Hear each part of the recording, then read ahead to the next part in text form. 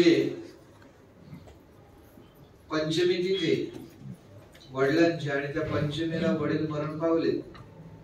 कोणत्या तिथीला? आणि या पंचमी तिथीला वडील गेल्यानंतर त्यांचं पान जे आहे ते कोणत्या तिथीला टाकलं पाहिजे? पंचमीलाच. पण आता समजा सुतक पडलं, ते महिलांच्या मासिक अडचणी आल्या, तर ते पान आम्ही अष्टमीला नवमीला टाकलं तर चालेल का? प्रश्न आहे का? ज्याने प्रश्न केला होता त्याला म्हटलं ते पान पंचमीलाच घेतील, ते चतुर्थीला पण घेणार आणि षष्टीला पण घेणार. मग तो म्हणे महिलांच्या मासिक अडचणी आहे, सुतकाच्या अडचणी आहे, स्वयराच्या अडचणी आहेत. मग अशा वेळी जर ती अडचण आली तर मग पान कोणत्या तारखेला तिथीला टाकावं?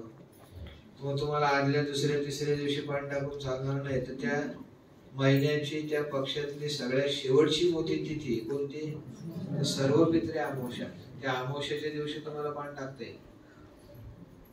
आता पान टाकताना तिथंच माहिती नाहीये,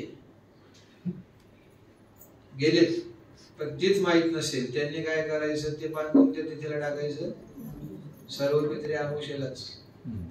आता